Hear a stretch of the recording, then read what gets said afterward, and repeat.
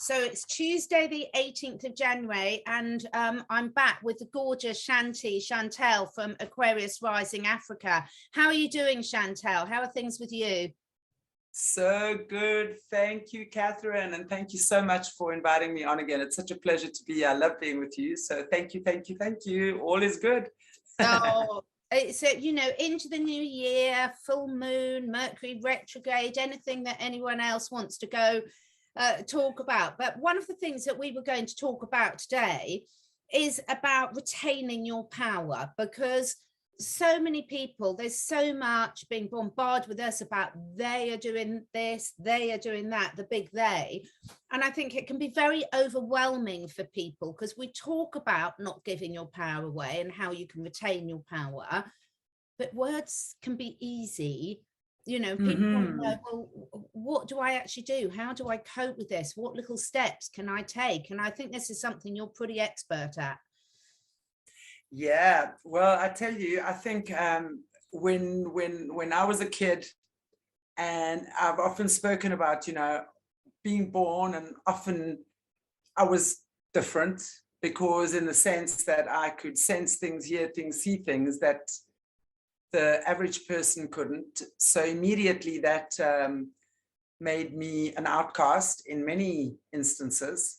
In the beginning, I never understood what that was about, and was definitely affected by other people's opinions of me in a major way, until I realized my gift. That was the turning point for me. And it didn't happen through anyone. It happened through prayer, and it happened through meditation. And it wasn't even, I can't even remember when it was, to be perfectly honest. I have to think now at what stage in my life. I don't know. I really don't know. But I just know that as I progressed in life, and as I got older, and as I was doing more of the work that I'm doing, and applying more of my own teachings to myself, things would just click in until eventually, not even eventually, and just until suddenly there it is. You just know what you know, and you feel what you feel, and you smile, and you know that no one can affect you anymore in a major way. And that is such a beautiful thing to be able to, it's a gift, such a gift you give to yourself, to not be affected by other people's opinions of you, and thereby not give your power away, because that means you've gotten to the point where you've understood who you are and what your purpose in this life is. Yeah. So it's a process. It really is a process, isn't it? I think people always say to me, when did this happen to you? When did you awaken? When did you realize this? When did you realize you can talk? And I agree with you. For me, there's never been one point. It's been a gradual awareness of myself, where I'm at, of my environment, of the brainwashing that we're all subjected to, and just really, I've always had people have always said to me, it's really weird, because I say that's interesting a lot, because that's interesting is really a focus for me, to sort of stop myself going into a quick judgment about something. And I think over this process, in particular where we are now, things are, we say it's going on a lot longer, but actually it's been going on for our whole lives, what we're facing at the moment. It's just really come out into the open. And I equate it a bit, you and I work very much on the mind, body, spirit. We work a lot with natural remedies as well. And it's a bit like people say, well, I've suddenly developed an allergy, or I've suddenly developed a liver condition. And we know that these issues are building up and building up and building up. And suddenly the tipping point gets reached where you can't cope with it anymore. And I think Absolutely. It's exactly about retaining your power, can't it? People, it's those subtle decisions you're making, do you think, Shanti, on a daily basis that are energetically giving your power away? Definitely. You see, I think, Catherine, the first thing that we need to understand, I think, in this world, is that we are trained to please other people. We are trained to be people pleasers. We are trained to please our parents, to please our teachers, to please our boyfriends or girlfriends, to please our friends, whatever the case might be. And in so doing, and that is such a subconscious thing, it is such a subtle subconscious thing. Now, again, I want to just say that I understand every person's situation is different. So you might have had the parents that taught you how to empower yourself from the get-go. If that is your situation, then lucky you, then you won't be the person I'm speaking to right now. But I think that the average person, most people, we're born into fear. We're born into a sense of insecurity, uncertainty, and all of these things. And let us never forget, when we are babies in our mommy's womb, we take on, because look, we are connected via the umbilical cord.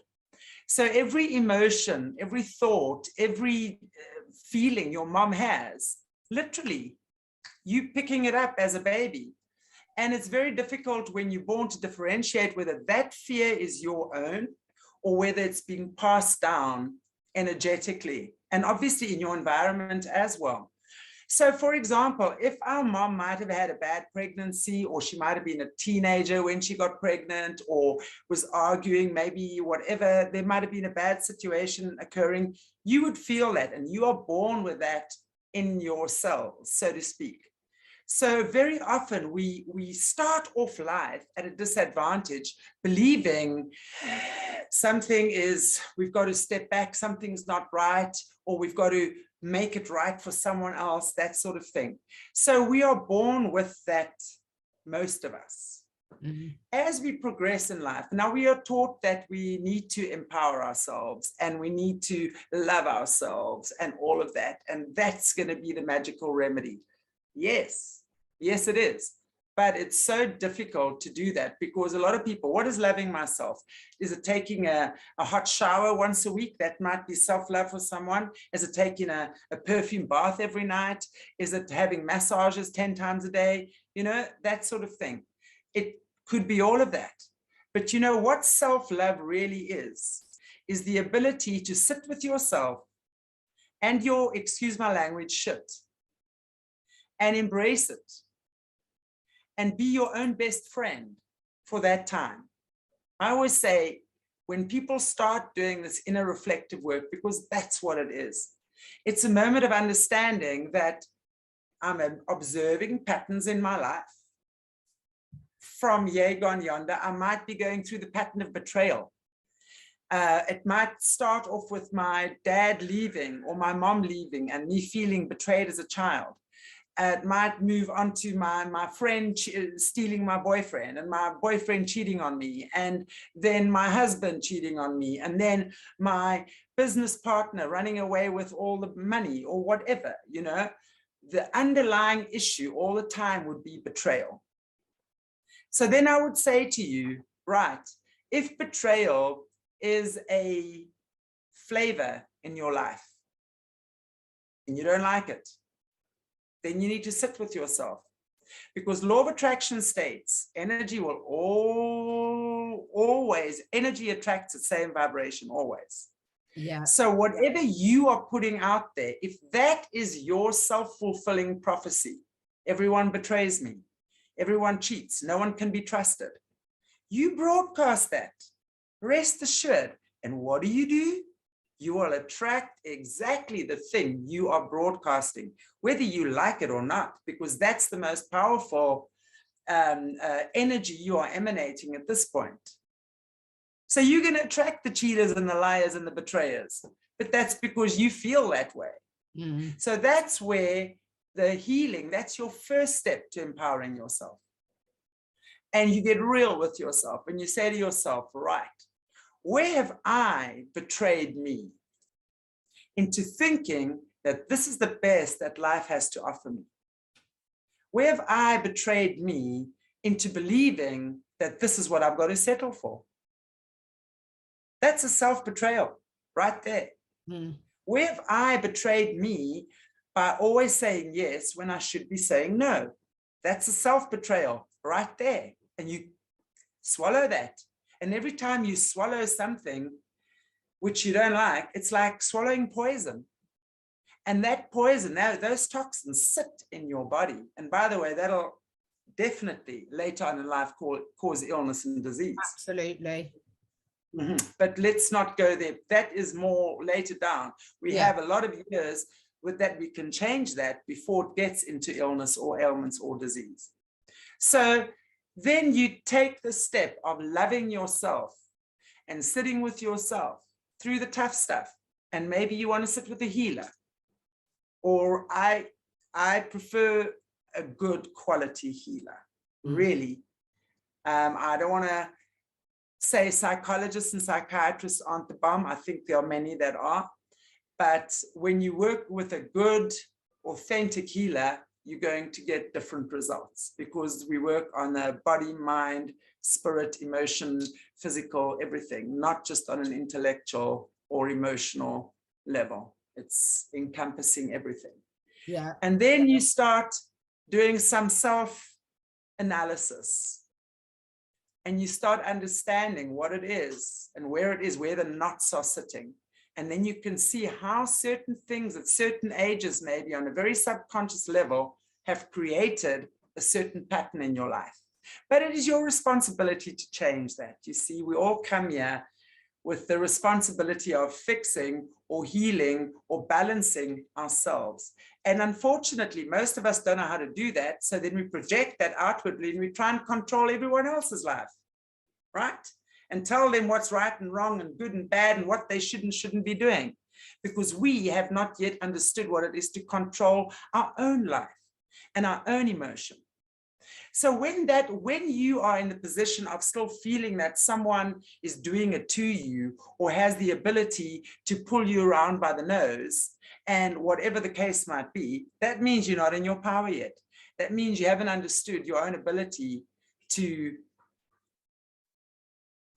connect with yourself, change outcomes. And it's not voodoo, witchy anything. It's really just an understanding that I can change my reality. Thank you, God.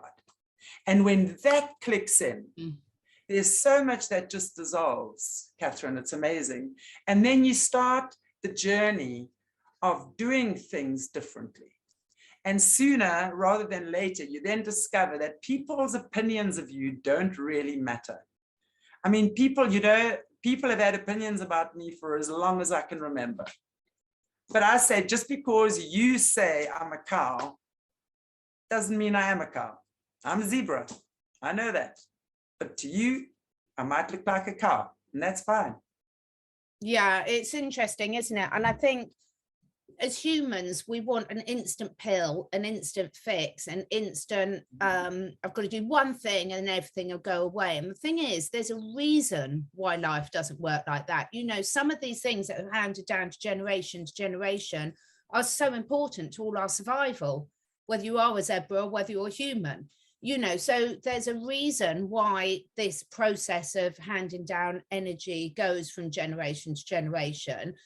And it's about those choices, about, like you were saying, recognizing which of those you want to keep because they're serving you, and which of those you don't want to keep because they're not serving you.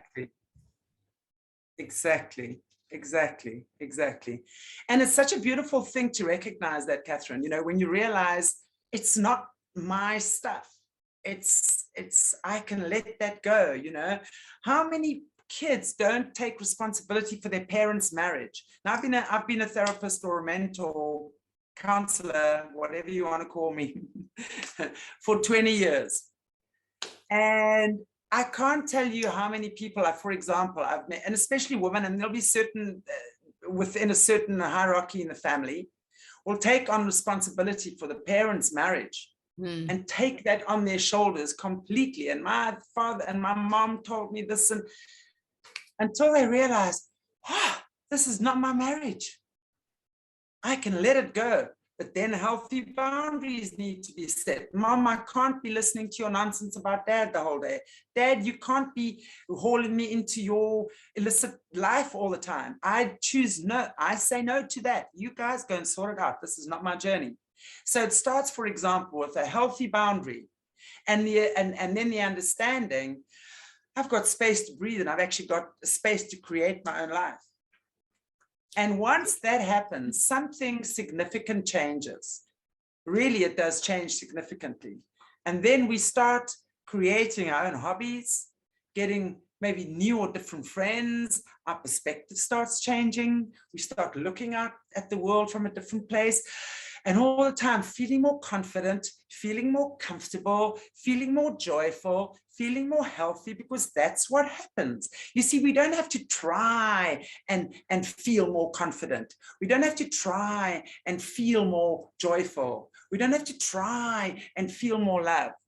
It is something that occurs of itself when we put these things into place for ourselves, when we start loving ourselves and realizing, as long as I'm okay, those around me are okay.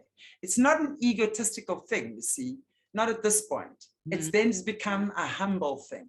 And it doesn't mean you don't have a bad day or you don't have an argument. I mean, I'm at the moment, we were talking earlier, in the throes with one of my sisters who has laid into me for being a conspiracy theorist and this and that and the next thing. I mean, I'm not going to lay back and say, okay, I am, whatever.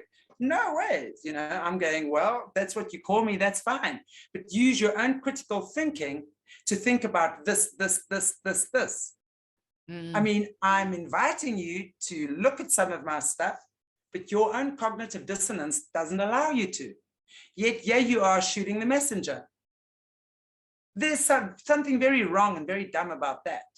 I'm offering you proof. Just that human ability. This comes on to something I really want to talk about because it's very topical, and I can guarantee it provokes a big reaction in everyone every time I mention it.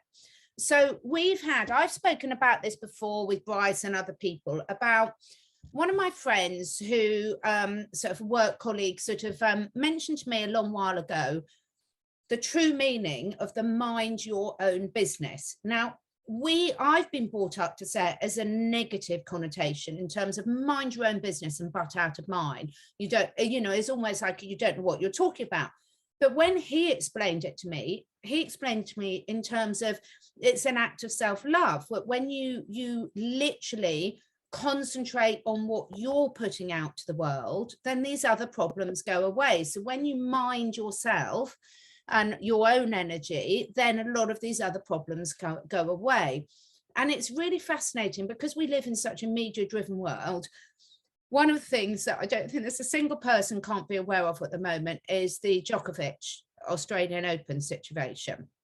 Now, every single person has a huge opinion on that. It fascinates. I've got a huge opinion on it, and I've never met him personally at all.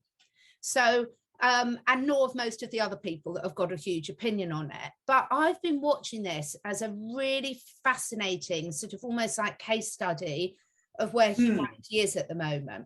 I've been able to sort of step back because I don't know him personally and sort of say, well, yes, my take on it, for example, is this is a brilliant example of sticking to your own boundaries and stepping into your own power, regardless of where he's come from, what he's at, and then seeing this barrage of it's all right for him, no one normal could do this, and seeing how many people want him to be chucked out because, you know, he's famous and why should he have several privileges. And I'm thinking from my perspective, which I'm not saying is right, I'm thinking, thank God, you know, we're always talking about people in public life being great example, and you're shooting the poor guy down for giving up, you know, being the number one player sort of ever potentially if he won.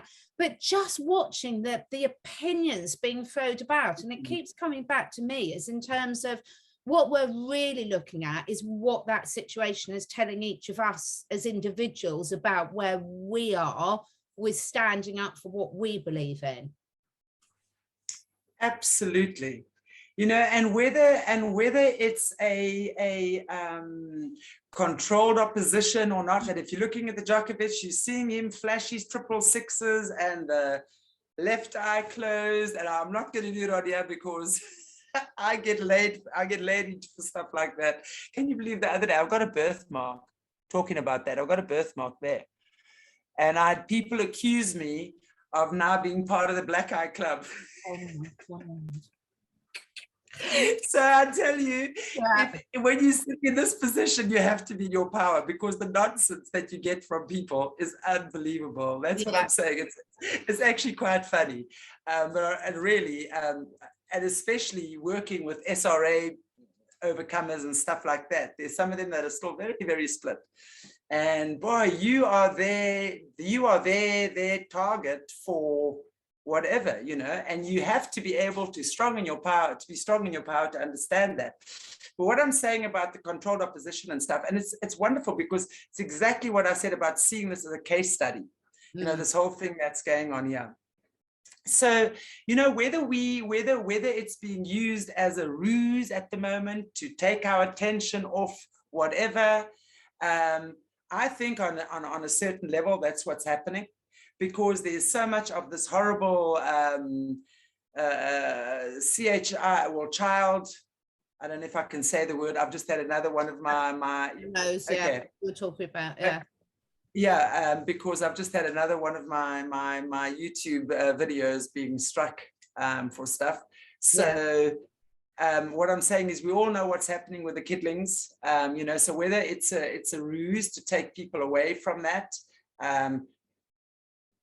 it's happening. And this is exactly a beautiful time that I'm saying that I would say to people, this is the time more than ever, instead of getting involved. Yes, of course you have your opinions, and we are discussing our opinion, yeah, and we can talk about what it's about, but you know, it's pointless getting into fights and arguments, because we understand what's happening globally at the moment. There's such a whole big culture on divide and conquer. And again, this to me is just another way of dividing and conquering on opinions and having arguments and things start amongst maybe family or friends or whatever. Same. It's the same recipe, not a recipe. Yeah, I suppose you could, recipe is not the word, but I'm going to say same recipe as what they've used before, you know, to divide and conquer. Yeah, I think it's meant to mean different things to each of us, because we're all at different stages of our understanding of what's going on globally. I mean, there's so many people that say they know what's going on. You know, there's all so much that all of us don't know. We've spoken about it before, about, you know, just being comfortable with saying, I don't know. But equally, we're all going through different things right here, right now. So what I might think about it last week when something's going really well, and then if something throws a spanner in the works for me personally this week, I might be in a different emotional stage and then react about it. But what I love is just like, you know, I love getting back to being able to have a good old debate about it, and sort of saying, a bit like we do a book club a few years ago. Yeah. I was a book club, and I loved it because we could all read the same book and we'd all focus on completely different aspects and get different things out of it. And I think that's how we learn. I think how we learn is by looking at these situations and having discussions, but not being attached to being right, in our opinion. Exactly. And that's the whole thing. It's understanding that is an opinion. And no one really knows what's going on. You know, for me, it's like when this thing happened, this is what I did. I was like, I smell a rat. I've always been a Djokovic fan, I have to tell you. I'm a tennis player as well. So, or I was. I've always been a Djokovic fan. He's been one of my top guys that I've always supported. Even against Federer, I've always supported Djokovic. So when that happened, I was, hang on. I mean, we know by now that these guys generally have had some price to pay over time to gain these positions, but let me wait and see. So I post something on my wall and I'm getting opinions now. You know, now I'm seeing, just as you say, it's a case study. I'm seeing what's going on. And then this one goes, that, this, and this, and this. And then I get pictures posted of him covering the eye and what have you. Now I know this. But I still think, okay, well, for me, this is a game of let's beat them at their own game, you know? Then the next thing, boom, you see someone come up with stuff that what was happening in the mining industry when the top Aussies, the PMs and stuff they've all got big shares in the big mining company, Rio Tinto. Now, Rio Tinto went to try and get mining rights in Serbia or something. And because Rio Tinto is Chinese and Australian, okay? And then, of course, Djokovic was petitioning against that. He was not having it. So then there's this whole thing as to what is really going on behind the scenes, you know? And now is this really maybe getting back at him or what? So I just sit and I look and I learn and I observe, you know, I have my opinions. I know, I'm pretty sure he's part of the deep state. There's no doubt in my mind about that. But I'm saying, let's use that against them. Let's see what this exposes. You know, Australia is a template for the NWO right now. We know that as well. There's a lot of nonsense going on there. It's a haven for, we know what, we have that a lot, so I'm not going to say too much. But it's a haven for those kind of things going on in there. We were watching now the First World People, the Aboriginals in Canberra on Saturday. They were doing a peaceful protest. It was crazy. You should have seen this. I've actually got a video. It's been taken down several times. You see, this is the thing, and all the stuff gets taken down. Where the First Nation people, Aboriginals, and I actually did an interview on our channel with the son of one of the elders, a guy called Bruce Schillinger, yeah. What, 30-year-old, this dude is 30. I mean, you've not seen a wise, beautiful soul like that in your life. It was such a privilege to talk to him, really. Just the energy that emanates out of him. And they were, just a few days before, they were having this peaceful protest in front of Parliament in Canberra. So all the First Nation people and all the tribes took a week to get there. And you see how they're just standing peacefully, and then the police also standing peacefully like that. And then next minute, this crazy copper just comes shooting out from that side and attacks Bruce. You can't believe. It was insane. Crazy chaos. Crazy chaos. It is. And then playing devil's advocate, you sort of come back to where we started the conversation to say we're all putting an energy out there. So what was being put out there to attract that, was that needed to show this other side of behavior? And this is why I think I'm so pleased I'm older now. I'm so pleased that I'm not the person taking these decisions, because there's so much to learn. I think we could learn more from just looking at, say, the Djokovic situation and all the pros and cons, all the different sides of the argument, than you could from any 3-year psychology degree, because it's so complex. There's always more to come out. And even when I look at, you know, are people part of the deep state? Are they not? And everything. There's so much complexity behind that, because everyone goes through different stages of their lives, and then lots of people get themselves into I'm not saying this is the case, but we're so quick to say this means that, and it's never that straightforward in life, is it, really, with ourselves or with people that we're judging? And let's face it, human nature does judge. It's part of our nature. Yeah. It's really, and if you just look at the teachings of Jesus, that was the very thing Jesus was asking us not to do. So, you know, for me, again, I look at this. I have my opinions, of course. I have my emotions around it. But it's really about being discerning and understanding that there's a lot going on a lot of the time, and a lot of these things are there as to gaslight us, actually. Yeah. And the thing is, how are you responding to that gaslighting? Exactly. Now, I mean, me myself, sometimes I don't. Depends on how tired I am. Depends on how hard I've worked. Depends on what mood I'm in. I can be triggered like that by exactly. But you know, the thing is with me is I know it's happening, and I'll get myself back into alignment pretty quickly. You know, like pretty quickly. I'll think about it. I'll apply some critical thinking. I'll sit with myself, and I'll even go, maybe a little bit annoyed sometimes, but I'll process it. And usually by the end of the day, I've understood what it's about. So I think for each and every person, you know, that's how we come into our power, is to be discerning. This whole thing is really, it has a lot to do with sitting with yourself and God, your creator or source. Just you and your creator, and meditating and praying and asking, what is the best way forward for me in this situation? I don't care what my mother says, what my father says, what my auntie says, what my boyfriend says, what my girlfriend says, what my spouse says. what is the best thing for me? And you will know it in your heart. And you know, it's such a beautiful thing when that heart moment sparks, because there's not even a question around whether this is the right thing or not. Yeah. It's, you know it from the deepest place of your being, and then you act on that. And that is how we empower ourselves. That is how, as I was saying earlier, we grow in confidence. We grow in all of these things. And that's why when people like us, Catherine, we're sitting up here, we're kind of making our knowledge public, or whatever the case might be. You know, there are many people out there who don't agree with us, and we get lambasted sometimes. It takes a strong spirit and an inner being to not take these things personally. Yeah. We grow thick skins very quickly when we sit on these platforms, that's for sure.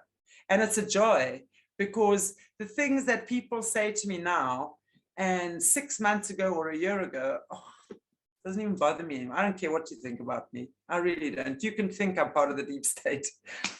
Whatever. So you know? Fascinating. I mean, I was just having a conversation just before I came on you. This amazing lady in the UK called Wendy Smith, and I've got to get us ladies on a round table with her. She's amazing.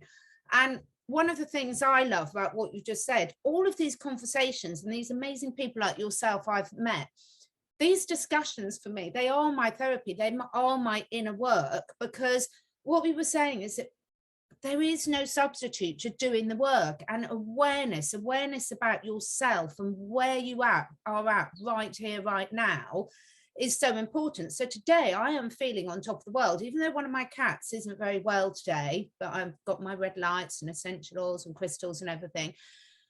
I feel on top of the world because I've started the day off with my water, my supplements, my CDS, my walk out in nature with the animals, with my journal and things like this.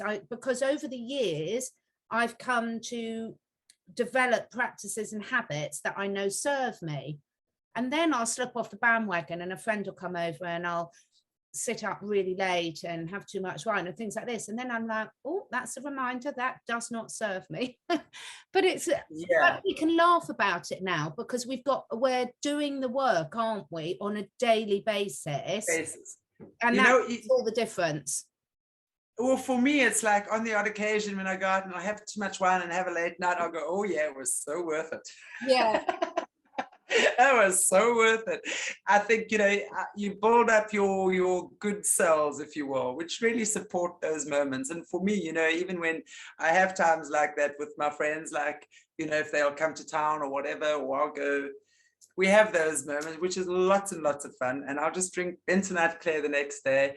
I'll meditate, you know, and just clear my energy. And within half an hour, I'm fine again, you know. It's just, and as you say, it's us doing that every day. You're giving to yourself. Yeah. You know, I have a ritual for at least an hour and a half every morning. And when I say ritual, no, nothing funny, but you get up and I do my oil pulling. I'll do my you know, when I get into the shower, I do my dry brushing. I use my neti pot every day. I'll do my meditating every day. I'll journal every day. So for that first hour, I feed my cats, you know. I have that hour and a half completely to myself. I do my yoga most days, or I'm out on my wheel, or I'm out on the beach. That hour or two in the morning belongs to me. And anyone who knows me well enough knows that I don't really answer messages at all during that time. And please don't even think about messaging me with nonsense before a certain time of the day. You know, I have no problem looking and dealing with things, but that time of the day belongs to me. Yeah. That is me fueling my tank. That is me getting ready. And that is me pretty much saying how my day is going to be. And if I'm filled with good fuel, it's going to be a good day for everyone that comes onto my path. Yeah. You know? And people have to find this for themselves, because for all of us, it's different. Yes, there's good advice that, you know, we all know mind, body, spirits linked. So if you're not looking after your physical body, that's going to reflect in all the other areas of your life. So yes, there's some general ground rules, but finding what works for you at that stage in your life is really great. And I'm sure we all go through different stages. You know, you and I are both mums, and when you've got young children, you have a different routine and you get different benefits. So I think, do you think this is coming back to one of the core problems that causes so much disharmony in a lot of people's lives is comparison, comparing themselves? Oh yeah. Oh yes. Oh yes, absolutely. Absolutely. And you know, I will still go back. Everything in your life will be resolved if you sit with yourself and your creator. And you have that 10, 15, 20, 30 minutes a day, you and your creator. Everything, all your answers are there. All your inspirations are there. When you're there, and you know, it's like, there's so much, as you say, comparison around and trying to keep up with the Joneses and fighting for promotions at work and competing, whatever. You know, the bottom line is that each and every one of us is a piece of this beautiful universal puzzle. And even though you might think that's where you want to be and need to be, and that is your place there, if it's not fitting, it's not. Yeah. Step back. Let go and let God. That promotion might not be yours for now. If you're not getting it, obviously, if you didn't get it, and you see, then people go, well, I'm so bad, or I didn't do well enough, or whatever. And then they start the self-flagellation thing. And I'm going, absolutely not. Look at it in this way. You are that piece. It didn't fit there. Yeah. Now, step back. There's a whole world out there for you. And you have to know that your piece has its perfect place. And all you got to do is relax, do what you need to, put in all the energy and effort that is required, but not forcing. You see, people force instead of acting. There's a big difference between when you're in alignment with, when you're doing your daily morning stuff, for example, and the evening stuff. I also have my, in the evening where I just switch off and I just reflect and I have some music maybe or whatever, you know, just reflect and what can I do done differently? If there's anything bothering me from today, what is a good way to deal with it tomorrow? I've got to deal with that. So I just pray about it, go to sleep on it, and tomorrow morning I know I've got my answer. And that's really how it works for me. So we don't force. We assert, yes. We act, yes. But we're acting from a place that is full, that is coming from an inspired action, as opposed to a forced, fear-driven act or deed. That's a big difference. And you know when you're in fear, and you know when you're coming from an inspired place. You know that inspiration feels good, fear feels shitty. Simple. It is. And you know, practice and learn from it, because you know, this is one of the things you go through, and we all find little tools and techniques that work for us. I mean, just the conversation we're having now, we had a bit of a mix up at the time, and if we'd have been having this conversation and 2 hours later, we'd probably be talking about completely different things, because that's exactly what I love about our conversations. We don't plan them, we just see what we need to bring up right here, right now. And I just think realizing just how everything, when you do, I've definitely always been a planner and a risk manager in my earlier careers and jobs, and I can see where that comes from. And when you do let go and let God, or let go and let the cats, as I say, be a cat, everything becomes so much easier. Not only do you free up so much emotional heart space, so much head space, and things just get really, really easy in your life, because you are taking away the fact that there is always a right and a wrong. And in many situations there isn't. And you know, they say hindsight's a wonderful thing, don't they? But it really is. When you do let go and let God, so many times you can see why that wasn't in your best interest for what you thought you wanted to happen at that time. Absolutely. Absolutely. And Catherine, for me, it's that simple. And it's not easy to get to that place, but it takes practice. And with regular practice and with regular dedication to that, you obviously going to get the best results, as with everything. So, you know, what I would say to people at this time, because especially where we're at right now, and we know there's so much craziness out there, and they told me this, and I don't know whatever is going on, and why is that not happening? And I've been lied to and deceived and blah, blah, blah, blah. No, nonsense, you know. There's a lot of that out there right now. There's a lot of scared people. There's a lot of desperate people. There's a lot of confused people. Everyone is looking for a savior. You know, you are your savior. Really, you are. And of course, we have world leaders and religious leaders or spiritual leaders or whatever out there that lead the way. So who do I place my faith in? Maybe who do I support through this? And it's not about putting that person up on a pedestal and they are going to be the world's saving grace. Not at all. We are all the world's saving grace. All of us play a part in these things. So when we tune into ourselves, get that inspired action, understand when I start trusting my God-given intuition, I can smell bullshit. Really, you smell it. You don't even need to go there to know that it's there. You kind of go, no thanks. And that's what happens when you tune in with yourself and your creator. And then you were able to tell very quickly which leaders are to be trusted and who you can support. It's as simple as that. And it's not coming from this frenetic, frantic place. It's coming from a place of, yeah, that's a tribe member. Yeah, that's a team member. Yeah, we can work together on this. Yes, together we can make a difference because we're all vibing in the same way now. We all understand truth. We all understand integrity. We all understand these things.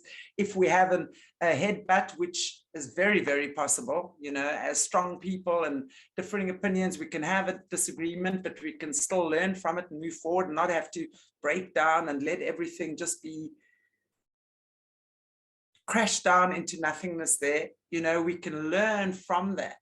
We move forward and realize obstacles are there to expand us and to grow us and to make us aware and make us much more conscious on a much greater level, if we allow it. If we allow. And I think, you know, I grew up very much in my family. The saying was, you know, what doesn't kill you make you stronger. And it's all about the essence of that learning. What is this here to teach me? And accepting responsibility that if I'm not listening or asking myself that question, then the lessons are going to get louder and louder and louder until I do listen. And trust me, I've been there, and I look back now at some of the things that have happened over the last few years, and I just think, could have saved myself a lot of hassle if I'd have listened earlier. But I've now got to a stage where I've really embodied that lesson. So and you listen. And that was part of your teaching, right? Exactly. At that time.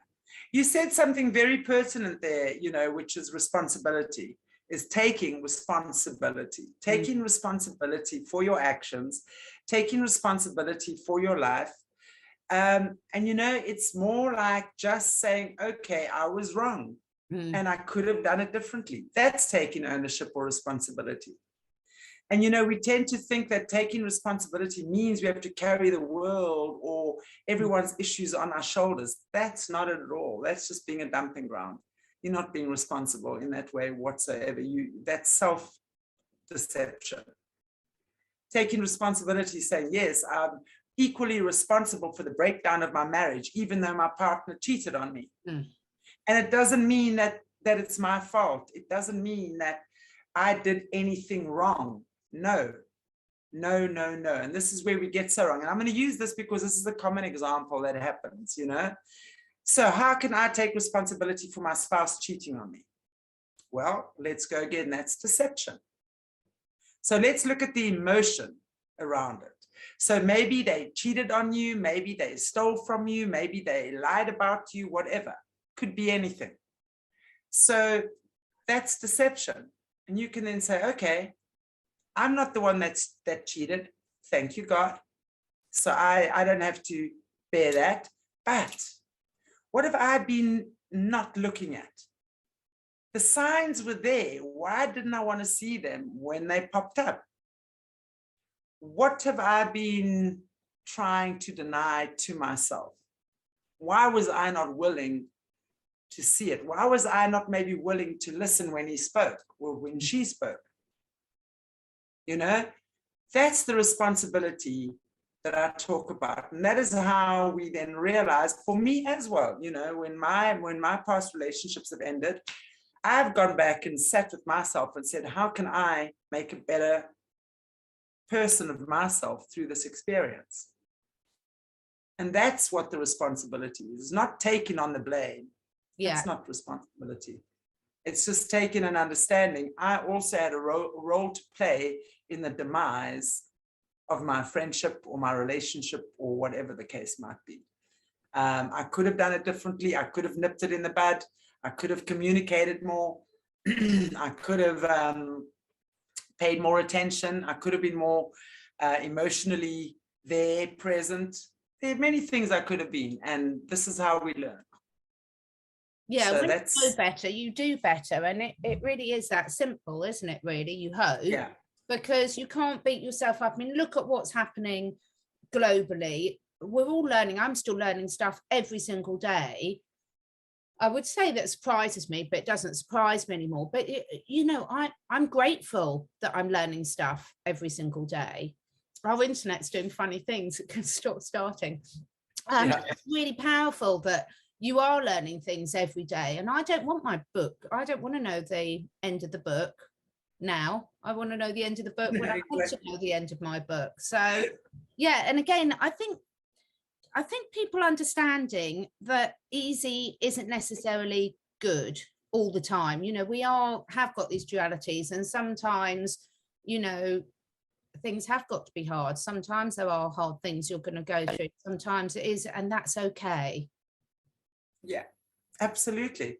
It's how we grow. You know, we grow through the contrast. We grow through the negativity, through the friction that we create, because the contrasts create a friction, and that friction is what really sparks. So it's about understanding these things, and it's about understanding that every experience and every lesson we've had has been there to teach us something more about ourselves. You know, I mean, if we just look at relationships, you know, I've chosen not to marry.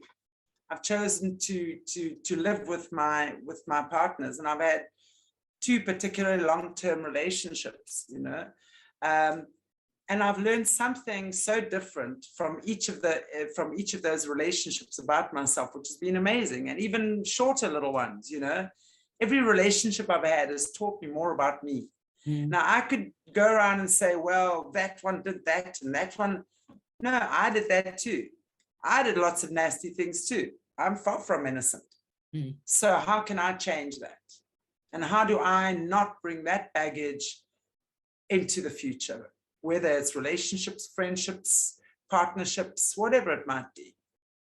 If you do one, you do all.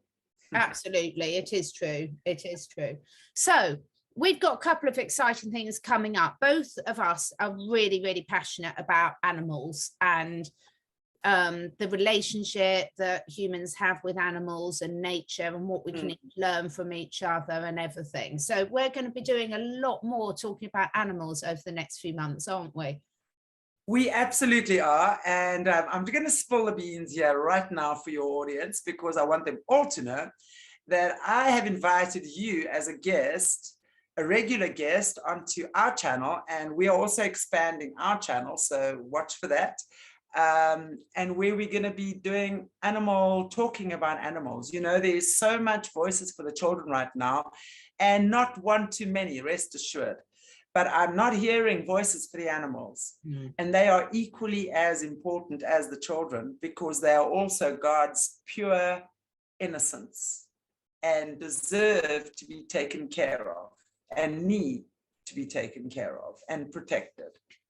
So what we are planning is to have you as a regular on our channel, where we're going to be talking about animals, animal communication, exposing some very nasty stuff around what's happening with our animals within the system at the moment as well. Because as much as what they're trafficking kids, rest assured, that traffic our animals. And I don't even want to talk about what they do to our primates. Yeah. Let's not even go there right now, but it's there. And, you know, these are the things we're going to be addressing and bringing awareness to. And just beautiful stories, sad stories, horrible stories, horrendous stories, but nonetheless stories that need to be told. And I so look forward to having you as a regular on that show, because we're going to be doing stuff around animal communication as well. Yeah. I know you've done it, animal communication. I've got a course that I wrote as well. So, you know, the whole objective is to also teach people how to communicate with animals. Of course, you're not going to be talking to them the way that you and I are talking now, but it's a spiritual connection. It's an ESP. It's a beautiful, beautiful thing. And not, you know, we're not just animals, because when you can do that, you then open up to embracing nature, the energy of nature, the aura of the trees, and you understand that tree is such an ancient living being. It is just such a magnificent privilege to have that beautiful energy cohabiting with us. And yeah, the earth we walk in on, the crystals we use, you know, and rocks, and everything has its purpose. Little ants, little everything is here for a purpose and a reason. And we just need to become aware of this beautiful world in which we all coexist.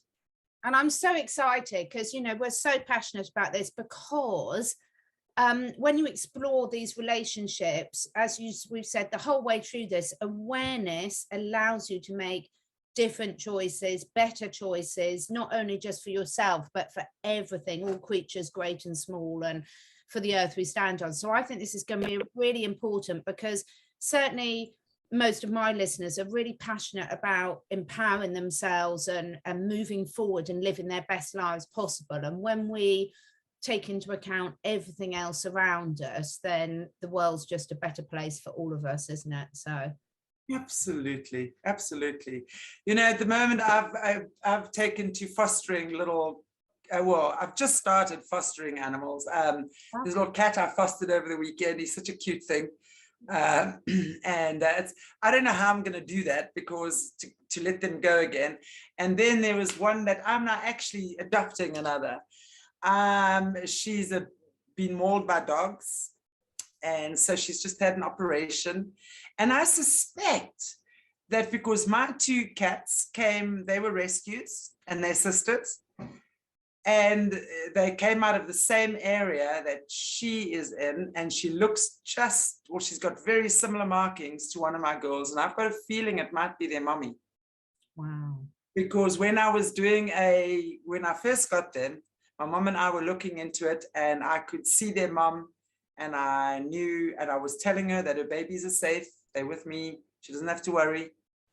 And the next thing, I get this message from the guy who heads up all of the animal matters here, and he says, this baby's just been mauled and she needs a permanent home. Oh. And I went, come to mama. So I suspect it's probably the mommy. That's what I feel. My heart tells me that. So what can I say? And, you know, it's beautiful when that is. And she's in recovery now and she's doing well. So I'll have her in the next couple of days. That gives me a lot of joy. These are the things that bring me so much joy, really.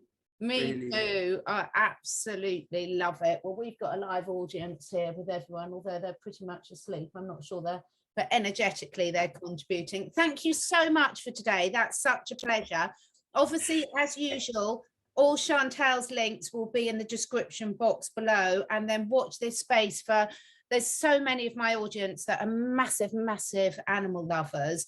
And we're just really excited to be sharing this discussion with you more moving forward over this year. So thank you so much, Chantelle. Absolutely. Catherine, it's such a pleasure speaking with you. And my internet is unstable now, so I'm wondering if you can hear me. Yeah. Yes. Okay. It's such a pleasure speaking with you, and it's such a pleasure being on your show. Thank you so, so, so much. And I am so excited about what we're going to be doing this year. And I know Mornay is going to be joining us on some of those at the very least as well. because he, as everyone also knows, is so passionate about animals and kids and stuff. He's just got this beautiful childlike energy that exudes, and animals and kids absolutely adore him. And it shows, you know, it just shows when someone is like that, that how it comes back. I've got a menagerie of 22 doves and about 4 or 6 guinea fowl that I feed every day. They wait like they're sitting outside now on the lawn waiting for their food.